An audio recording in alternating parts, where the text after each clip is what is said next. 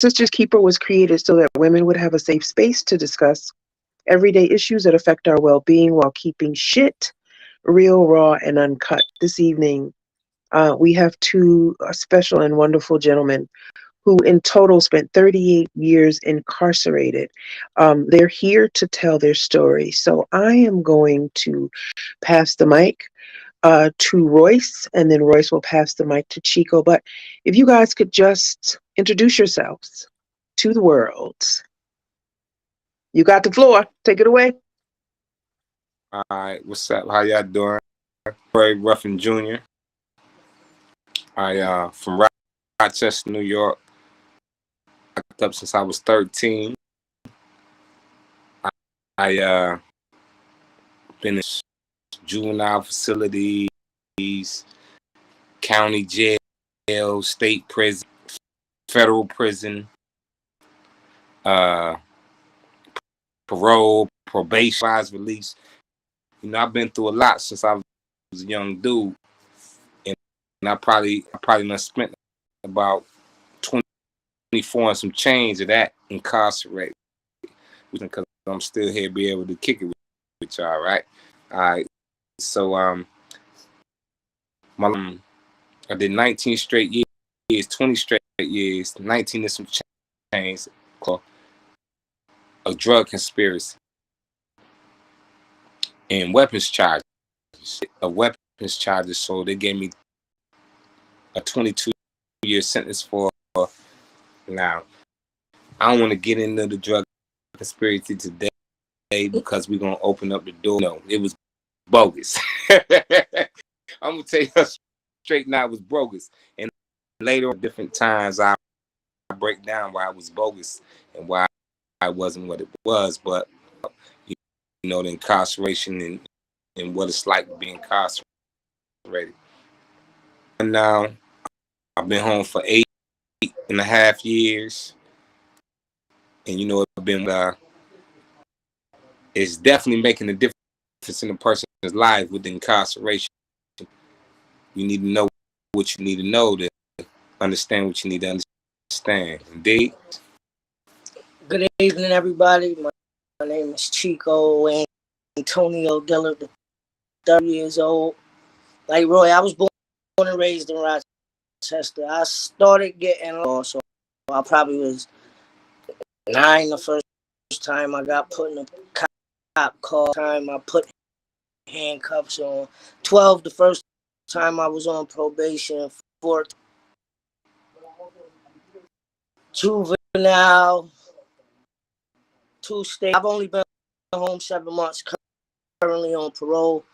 I just finished doing 18 years in attempted murder.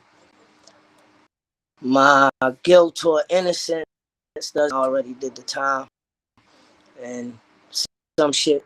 Excuse my French. Some things that are left with it at. Like if it come up, it come up. I don't have an issue talking about what it is, and we'll get there. I guess we're gonna cover a lot of weeks, so ask whatever questions y'all feel like asking. When it comes to Royce, I'm an open book. Like you ask me a question, I'm gonna give it to you exactly.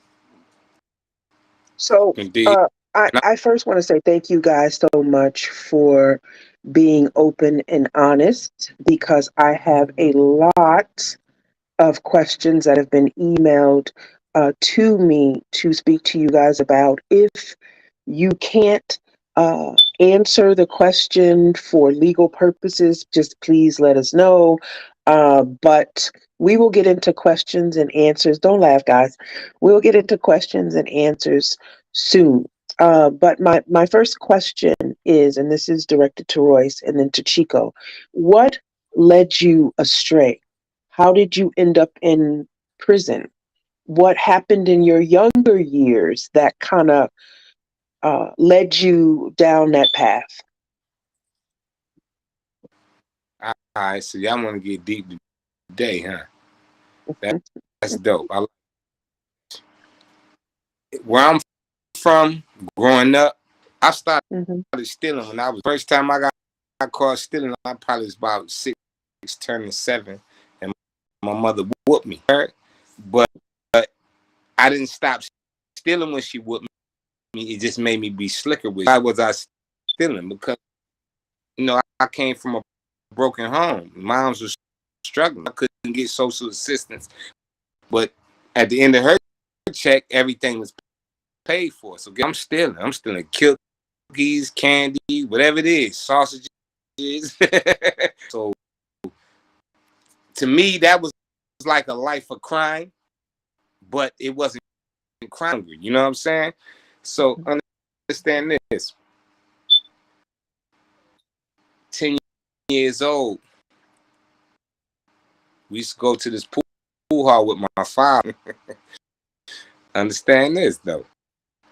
And he took me up in the video game age. I didn't want to learn how to shoot pool because video games was dope. You know what I mean? All kind of stuff. You know what I mean? So I go in there, I blow my $2 like that playing Miss Pac-Man and Space Invaders. So I'm rolling around as a kid in there. I done rolled up under the pinball machine. It's the bottom of it where the speaker's supposed to be. So immediately I'm thinking to hit the dude who come and get the money, always get the kids in the room credits to play on. So I done reached for the bar. I can't reach it. Guess what I hit though? A handful of quarters. Friday money in there, Saturday money in there. They ain't coming to get the money the Monday morning.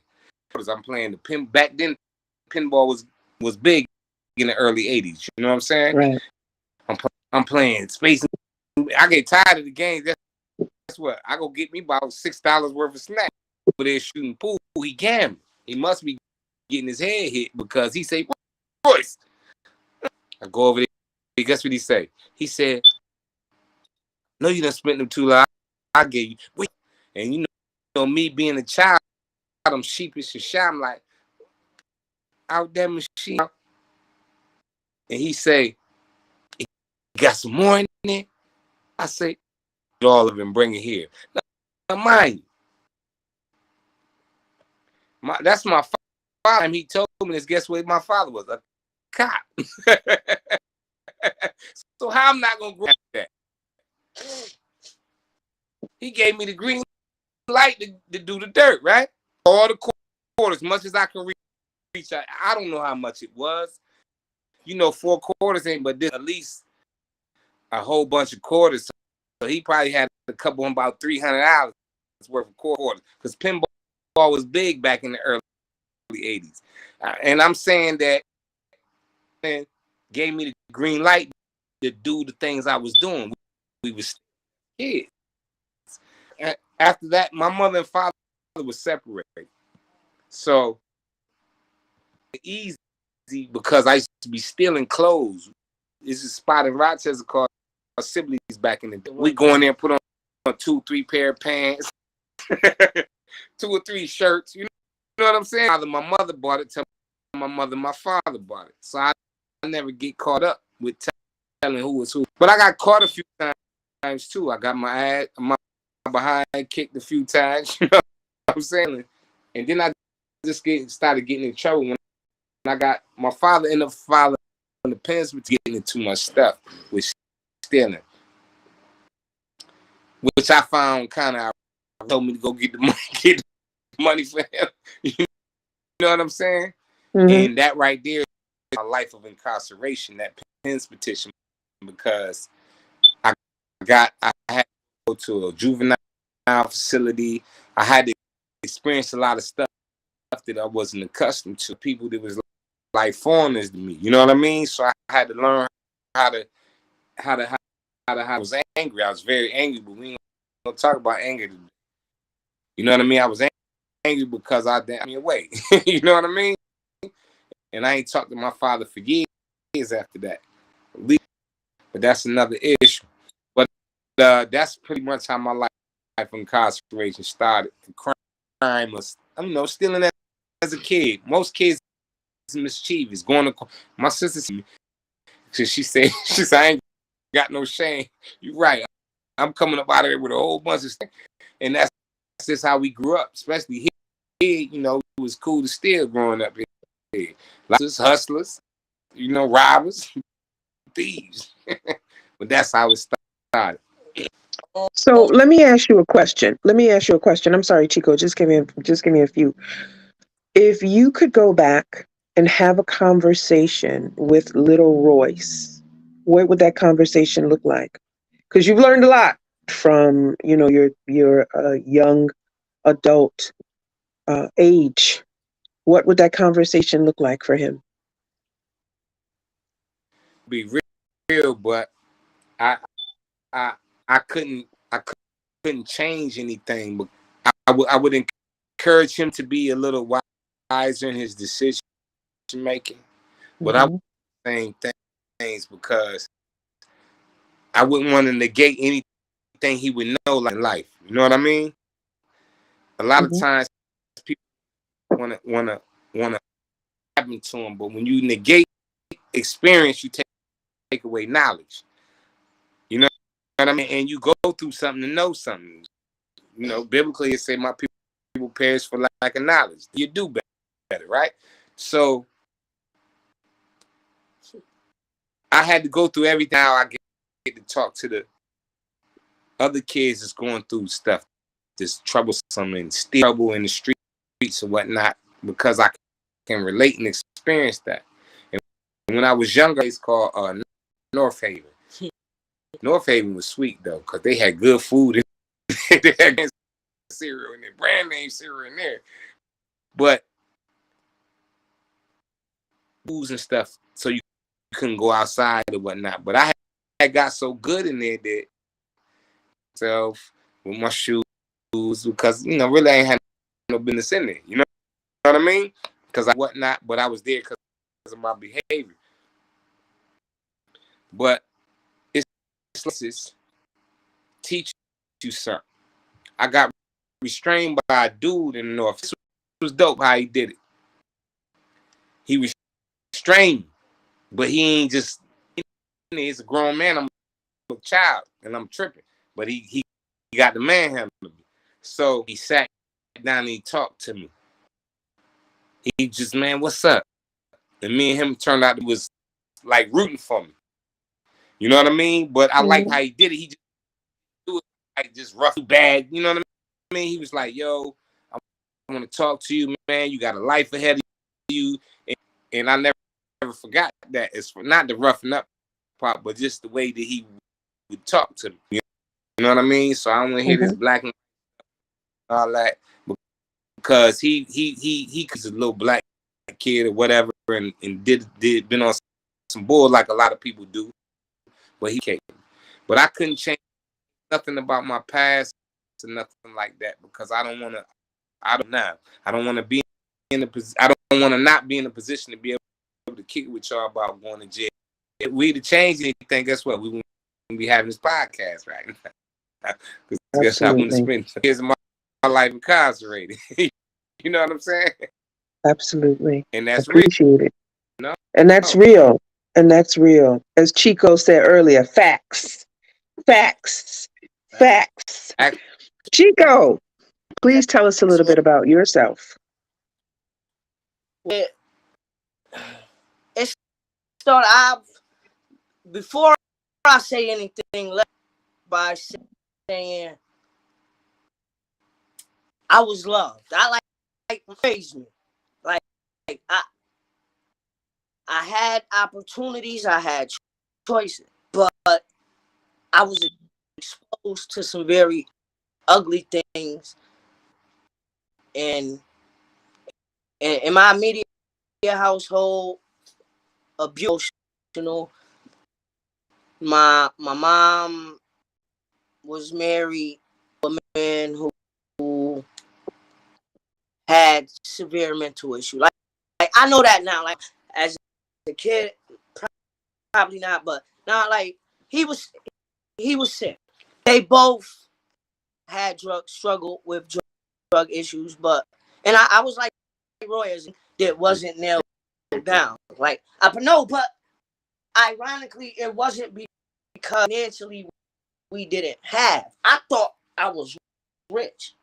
Money, like 20-year-old walking around with hundreds of dollars in my pocket. And literally, bro, me and Lil would walk the bells. I'm talking about, and I would still just steal. Like, Bell's Market right you there. know, before I would walk, like, literally, I would have a pocket full of money, and I would steal just for this. And I think a lot of that was just me lashing out, or because of the abuse. If I had to pinpoint one instance that I was 8 years old and one of his drug-induced rages pummeling the house, and it started with me and my little brother, though. Always with something simple or something as saying your prayers. And he bought talking about it. And he go to kicking ass. And mom came to the room screaming. He jumped on her, and I went to grab the back of my collar. When I turned around, the gun was there. And that, for me, that erased any inkling of fear. From that day forward, like, for me, I'm not going to be nobody victim. Anytime hurt, slighted, misused, I'm going to get that back to my way. Like, that's my attitude. And I think that helped that I've always been a little small. You got a little man's not like, I'm just on go. Like, I'm with all of it. Like, that was blessed. And so from there, it just started. Like I said earlier, I rode in the back of a cop car. 11, the first time they 12, I was on probation. 14 to 17, June 19 to 23, I was in docks. Came home for 9-year sentence for attempted murder and robbery. 90 years? 20. Oh.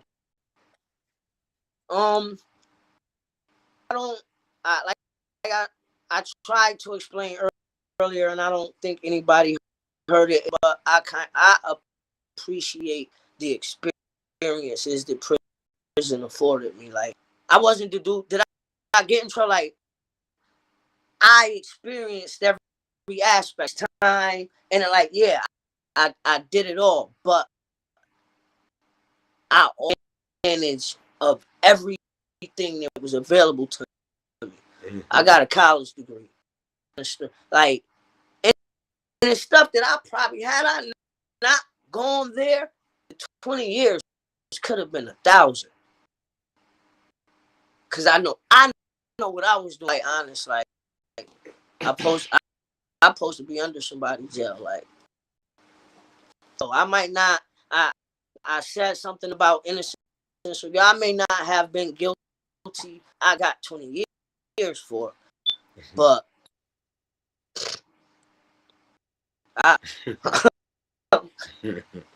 I'm here now. I could talk about it. It don't bother me. Some people, I think, a lot of times, especially family and friends, and certain conversations come up, and I know that like people start cringing a little bit, like, yo, bro, you not there. Nah, I don't forget nothing. I know where I came from. The same way I got there, I didn't forget that I'm from Rochester, New York. I'm from Genesee Street, and ain't nothing. Look, I went through what I went through. I came through the other side of the fire. I'm here to talk about it. You shouldn't be scared of the fact that I lived it. It is what it is. Rico, if you could go back and talk to that little 8-year-old boy who unfortunately had a gun in his face, what would you say to him?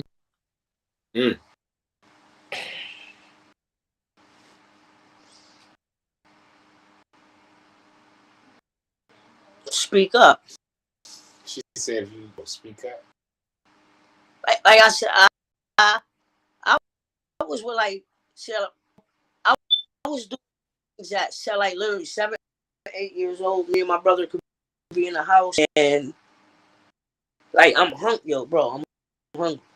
I was like, I'm not going for periods where for weeks at a time, like I would not see my mother or this man. Thinking they gone. Like I grew up thinking like, yo, mom and like they just wasn't in the house. Nah, they just was going on binges. And literally like, yo, say he hungry, body about no food. I would get on the phone, call Pizza Hut, Kentucky, order food, get in the cab, like call a cab, go get it, come back. Nah, I could have said, dude, I had good sense. I could have said something. Like I could have, like it. So if anything, yeah, bro, speak up, because people will ask questions about certain bruises or like that. Yo, why you ain't been in school? Like, I mean, that's what you tell an 8-year-old. Like at 8 years old, bro, my 9-year-old attitude shouldn't have been. I don't give a. Like, you ain't getting a chance. If it ain't my little brother, and no up in like that's how I felt then. If it ain't, fuck you. So yeah, I would tell him to speak up because I probably could have avoided the gun situation could have been avoided had he spoke or had the courage to. Right. But at 8 years old, like that's so heavy for an 8-year-old to have to kind of make sense of that. So supposed to be being a child, right? Yeah. Exactly. One of the viewers wants to know.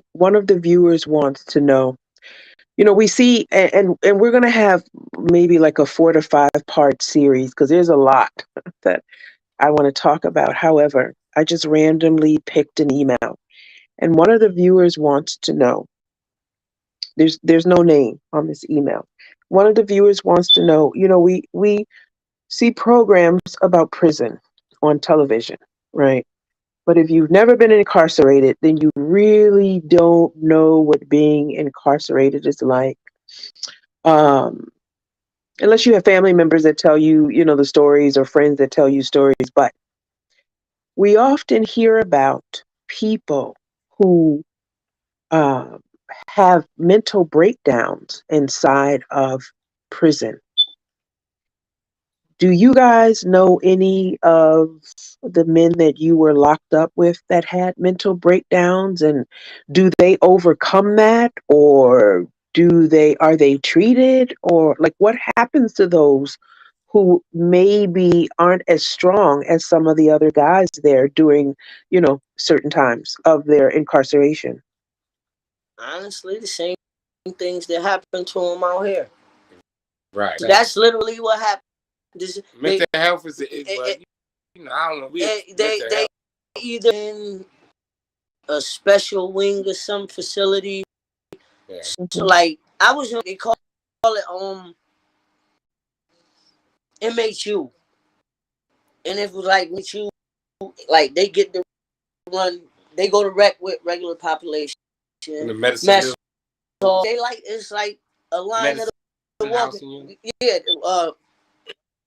mental health. Dude, they like The Walking Dead. Like zombies. Because they be because if they're not on drugs in jail, they be acting crazy. They be stabbing people. They be acting crazy. Like I was. You guys have to speak up. You guys have to speak up. I'm sorry. I'm getting text messages that say you guys need to speak up.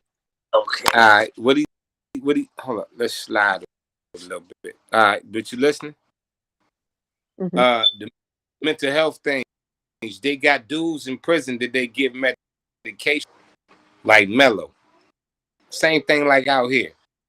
You know what I mean? Oh. Because if they not crazy, they be stabbing people, be just doing a whole bunch of reckless stuff. But like I said, I think the same thing happens out here, happens out there. Like I was in a jail where you had a guy, like if you went there, like if you broke a bone or something or needed to go to the X-ray room, and literally when you lay you on the table, covered with X-rays of somebody's torso. They got stabbed. Pushing stuff, lighters, tweezers, fingernail clippers, back. He's just got X-rays and shit. He's just pushing it up, and it's yo, what's wrong with him? He's not all there. You had a dude over there. They cut his leg off. The dude would cut himself, his bowels, and pack it in the wounds. And like some you got them at different levels there, the same way you do here. So you encounter a lot of people that's tripping. Then don't catch nobody smoking no K. Then you really got it. That's another like. That's a total like. That's a whole. That's another, bro. Dudes on K2 in prison. What? A cool dude, smooth, family loving. Guess what? He smoked that. He be butt naked on. So K2 is a drug. How are it's a boo. It's K2 ain't even no drug. K2 is some. It's some synthetic. You know what they smoking? Potpourri. Potpourri. Like remember potpourri when it first and it's driving them crazy. And a lot of dudes in jail like to smoke. You know, use synthetic drugs because it don't show up in their system. Okay, but you know what I'm saying? My question is how do you get synthetic drugs if you're incarcerated? Man, you get anything. Stop. We can't. That's it. Man, it's true. No, they know it's we, nasty. We know anything in prison you want. Yeah, we ain't gonna say how, but all right. Yeah, we're not gonna discuss it. We're not gonna discuss it. Okay. No, okay. But you got. Come on, we can talk about it. To get it in there. You know what I'm saying? The police bring it to them if they on the payroll. You know what I'm saying? Boofing it. You know what boofing mean, right? I don't want to know. I don't want to know. I don't want to know. Hold on. No, come on. I don't want to know. I don't want to know. I don't want to know. So for these folks that are taking synthetic drugs, are they treated properly, or you just are just rolled into a corner and you have to sweat it out? Say that again. For those that are on synthetic drugs, right? Are they treated properly, or are they just rolled into a corner and they have to sweat it out? Well, it depends on who finds them. If the inmates find the corner sweat, they ain't gonna want people found. Like it ain't like some. I think I can be honest with you. Like, dude, I smoked K2 before. I'm telling you, I smoked K2 before. It's like anything else. If you disrespect something, it is going to teach you a lesson. You will learn what that lesson is fast. And some dudes, I know my, like, you be with me every day. I know my limit. If I'm good. Yeah. Like, I don't care what it is. I'm okay. I do not wish to partake or indulge. Drinking, smoking, like, whatever it is. Yeah, addict is an addict. I don't care. Pills, K2, crack, heroin. Like an addict is an addict. So you're addicted to it, and if you gonna keep, yeah, my man. No, you got dudes on the street, and they can get all the weed in the world they want. You know what I'm saying? It's just different, but they definitely and see the police how they address it. They don't want nobody dying. Like, no substance, because that's a lawsuit. So whatever it is to get him right. Police in the state, if they could, police would come to jail, and so dudes won't smoke the K2 because like they don't. I smoked it when it first came out, and it really was like it's a synthetic marijuana. Like it's not some shit spraying whatever they spraying on. And now it's got to the point them dudes don't know what they up there smoking. Right. And dudes. Like right before I came home, I was literally the dude that slept two cells from me every day for my last 2 Narcan. That kill him, won't it? Bruh. And I'm like, my man, that's not K2 no more. That's something else. That's fentanyl or something, bro. Yeah. You about to die. But they do have drug issues in prison. Yeah. Whether it's synthetic drugs or real drugs. I mean, everybody know what time it is. You can get anything you want in jail. That's a fact. Oh, okay. And people, another email. Listen, people are charismatic enough and creative enough and influential in there. You did? It is. Another email. Someone wants to know what was food like in prison. What was food like in prison? I'm gonna say it like this. I spent 18. If you add up all the time I ate steak food in that 18 years, I probably ate steak food for a total years. And that's only because I went for certain meals. Right. I go get chicken. I go get rice and beans. Stuff like that. I go get salad. Like ain't eating that. Food, it depends. You know, I ate on my locker for 19 and some change. I ate out. I've been like that since I was young. I don't eat no meat. I eat seafood. You know what I'm saying? When they did have meals that I liked, I would go and get it there, or I would take something back, which you would have to smuggle back to the unit because you ain't out the kitchen back to the unit. You know what I'm saying? And I would add it to whatever I got in my locker. You know, I had a blessed spirit all the times, man. I'm loved. You know what I mean? I ain't hurt for nothing. Funny eating. I've been eating like this since I was stopped eating pork at 8, stopped eating beef in 90, chicken and turkey 94, and the only thing I stopped eating a little bit was cheese and dairy, like milk and cheese and stuff. And it's been 20-something, you know what I mean? But it took stages to do that. But you eat good. You can eat it. When I did my bid, the beginning of my federal bid in Lewisburg pen, right? They used to feed you good in the beginning. Not because of Zimmerman. The state was like that too, though. But listen, they feed you. Going there on the weekend. Let me get eggs to order. Like, let me get them 3 right there. Do to throw 3 fried eggs on your bits. You know what I'm saying? You can go in there. But listen, that's a good breakfast. But listen, you can go in there on the day they got eggs to order and hit the dude behind the thing and be like, the table. He got French toast, mac patties. He's selling hustling. Strawberries and bananas on top of the pancakes. They doing extra stuff. They making their money. You know what I mean? They selling fried. You can get going there. You can go in there. This made different from what Chow Hall is serving. Right in the Chow Hall. Come and deliver totally different. Something that ain't even on the menu. Nothing.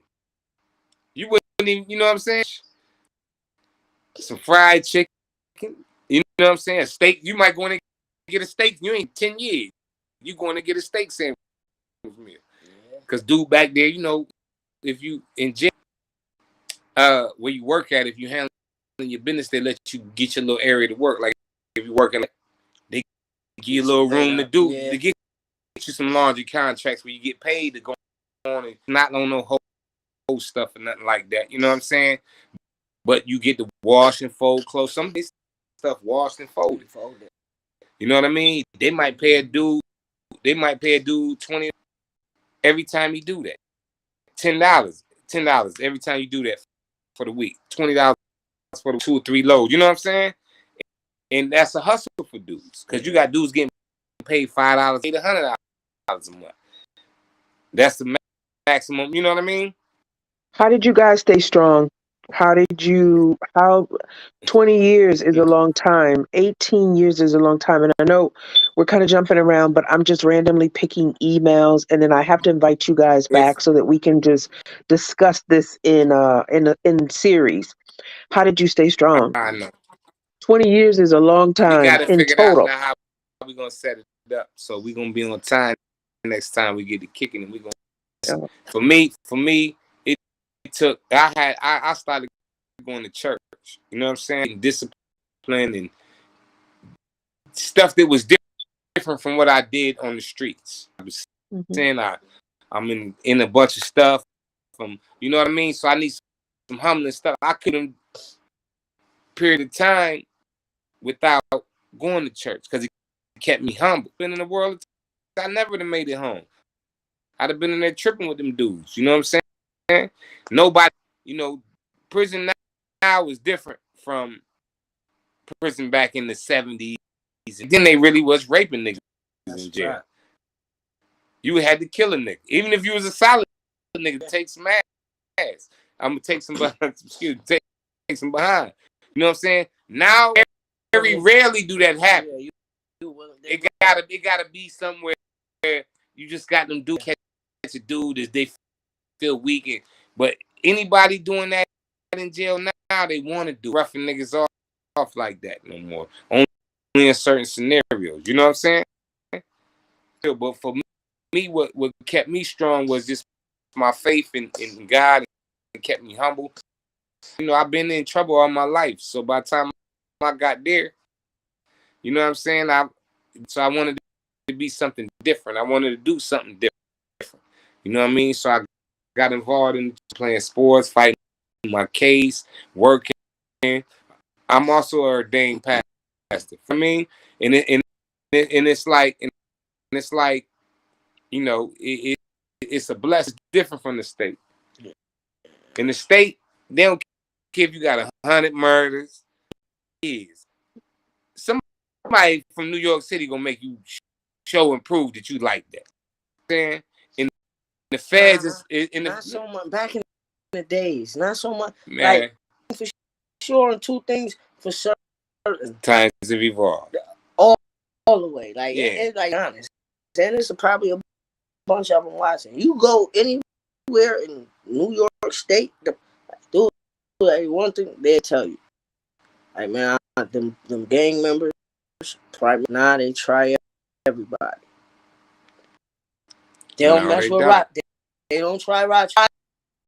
Not the real rock. Because we stick together and we gonna like ain't messing with nobody. We ain't starting trouble. But we on go. So it wasn't always that like back there. Well, like when we was, I used to fight every day. You tip cows. You from the country? What? You from Bigfoot country? Yeah, like but it's not that. So that's what they call state. What's dope is in the feds. I was making a comparison from my experience. Yeah.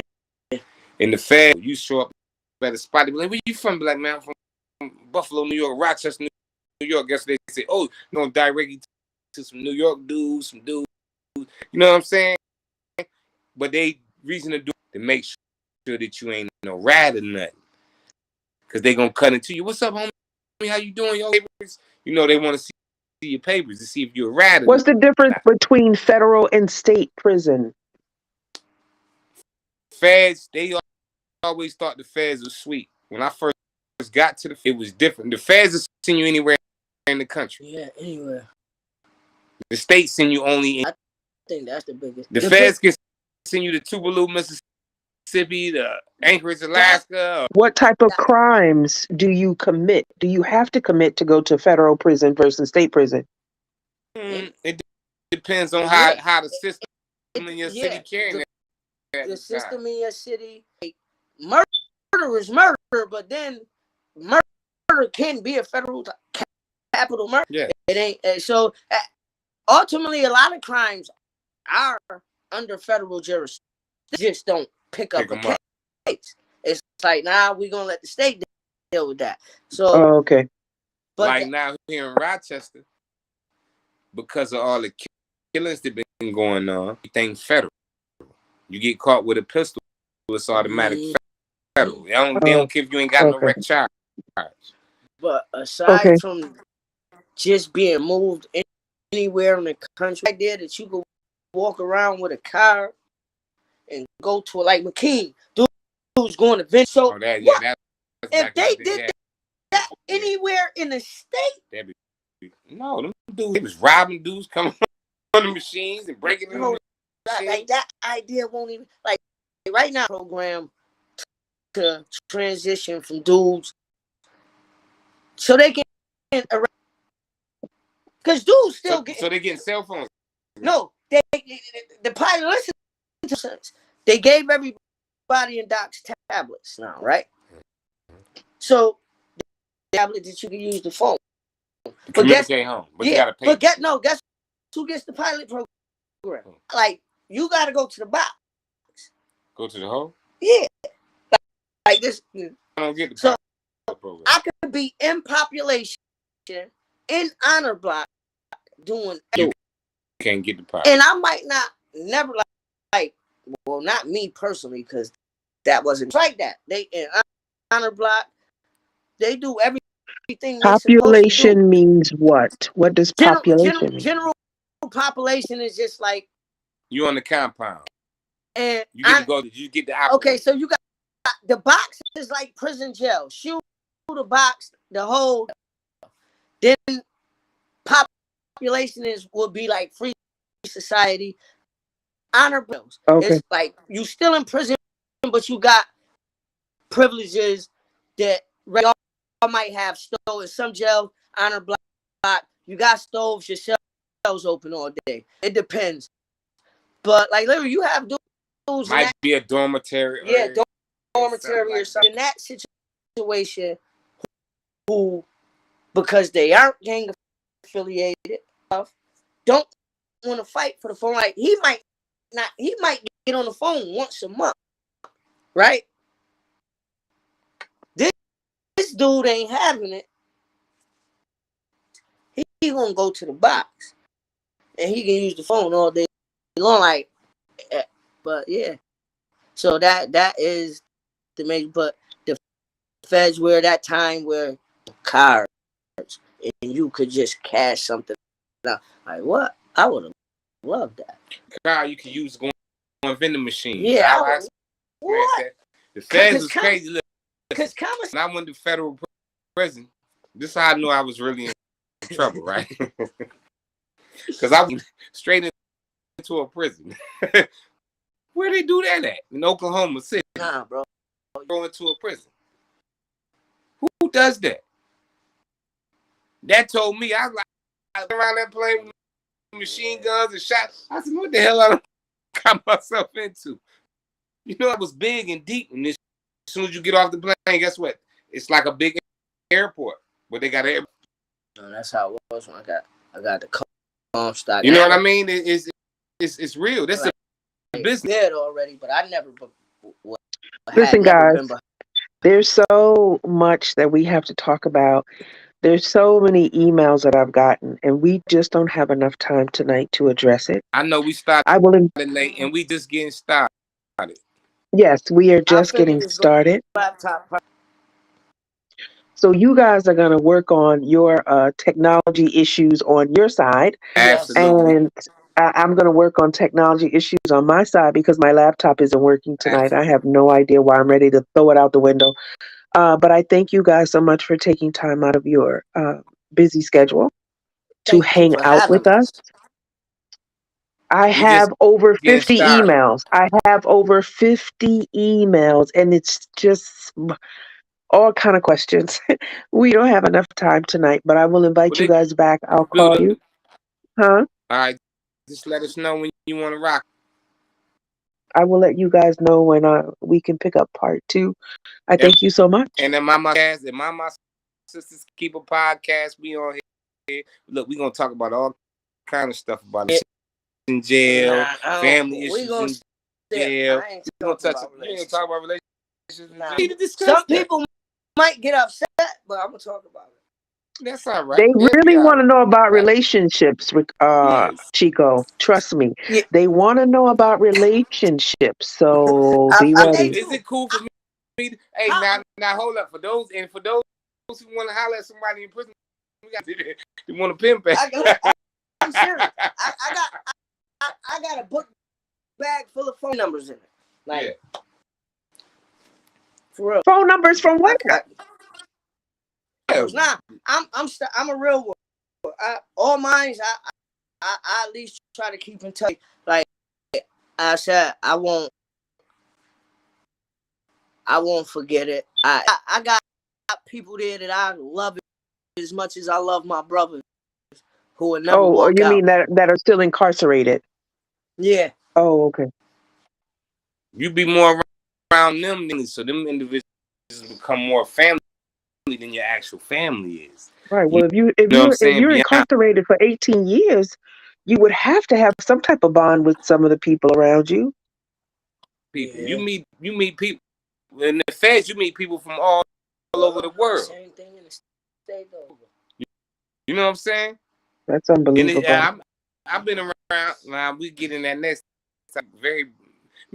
Remember that dude Yahweh Ben Yahweh? He had a TV show and all that. Yeah. What? I was locked up with Yahweh.